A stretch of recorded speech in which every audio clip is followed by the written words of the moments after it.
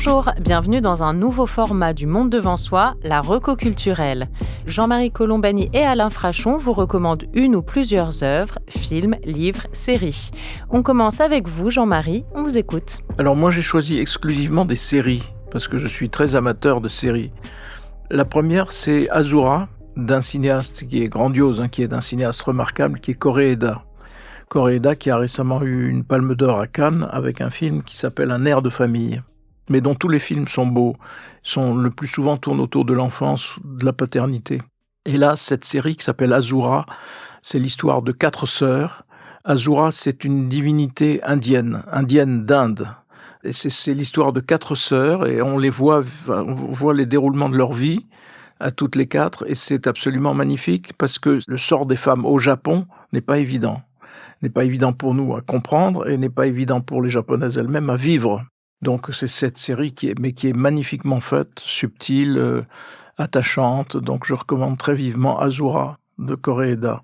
L'autre, c'est aussi un coup de projecteur sur un couple et leurs amis.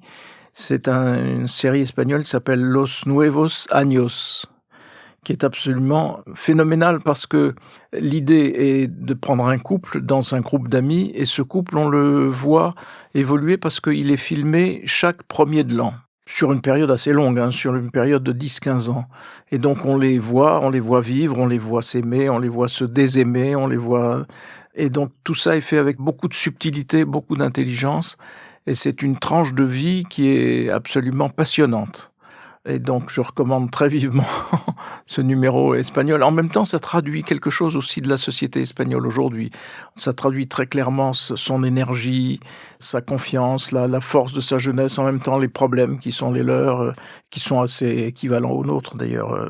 Donc Los Nuevos Años. Los Años Nuevos, sur Arte donc. J'ai oublié de vous dire que Azura, c'est sur Netflix. La troisième série que je recommande aussi très vivement, c'est une série plus politique. Ça s'appelle Say Nothing, ne dis rien.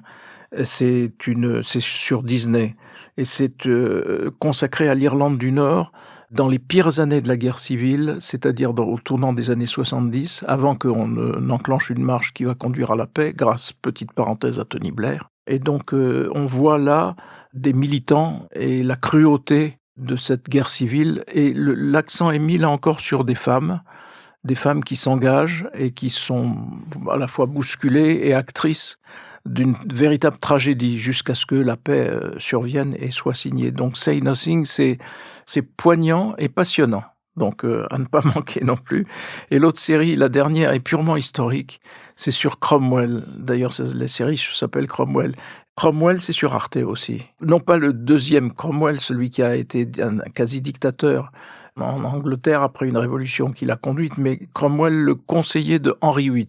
Henri VIII qui, comme on le sait, a eu beaucoup de femmes et a exécuté beaucoup de ces femmes. Et Cromwell, lui, a été le conseiller pendant assez longtemps du roi Henri VIII, et il est au fond l'artisan du schisme qui va conduire à l'Église d'Angleterre à se séparer du catholicisme et à donner naissance à ce qui est encore aujourd'hui la religion anglicane. Donc ça, c'est une série pour les grands amateurs de politique. C'est à la fois très fidèle à l'histoire, c'est en même temps un regard implacable sur On pensait à nous, Français, avoir le monopole de la cruauté dans l'exercice du pouvoir, notamment de la part des monarques absolus, puis ensuite de la Révolution. Là, en Angleterre, je crois qu'ils sont pas mal placés dans cette échelle de la cruauté. Donc c'est une très très bonne série aussi. Voilà pour ces quelques recommandations. Merci beaucoup, Jean-Marie Colombani. Et vous, Alain, qu'est-ce que vous nous recommandez ? Alors moi, si vous voulez, pour les fêtes, je vous recommande un livre remarquable qui est très vite lu. Chaque chapitre se termine par un petit résumé de la situation, avec des recommandations de lecture, si vous voulez approfondir. Ça s'appelle « Brève histoire de la Russie ». C'est écrit sur un ton très vif, très amusant. C'est publié chez Flammarion. Et donc, c'est une histoire de la Russie. Ça s'appelle « Comment le plus grand pays du monde s'est inventé ». C'est écrit par un grand historien britannique qui était professeur à Moscou, professeur aux États-Unis, professeur à Oxford, et qui s'appelle Marc Galeotti, qui écrit aussi une chronique hebdomadaire dans le Sunday Times. Et Marc Galeotti, non seulement a une écriture brillante, rapide, Mais si vous lisez ce livre, et ça se termine par un portrait de Vladimir Poutine, vous comprenez la force des constantes dans l'histoire de la Russie. Et vous comprenez comment la Russie s'est façonnée dans l'expansion territoriale et dans la domination des peuples qui l'entouraient, y compris des peuples primaires, des populations, comme on dit, primaires. On reproche toujours la conquête de l'Ouest aux États-Unis, à juste titre. Eh bien, ici, vous avez la même chose, sauf que c'est la conquête de l'Est. Et donc, voilà, je vous recommande ce livre parce que le ton est particulièrement clair, la prose est lumineuse et il y a quelques grandes idées forces qui se dégagent à la fin de chaque chapitre. Ce sont des portraits des tsars et on termine avec le dernier qui est Vladimir Poutine. Et à travers ces portraits, vous voyez un certain nombre de composantes identitaires de la Russie qui expliquent la situation actuelle.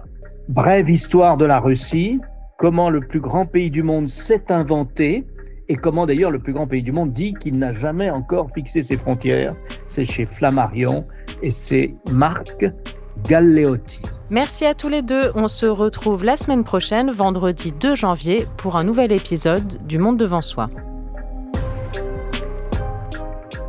Le Monde devant soi est un podcast produit par Slate Podcast. Production éditoriale et présentation, Hélène Decomer.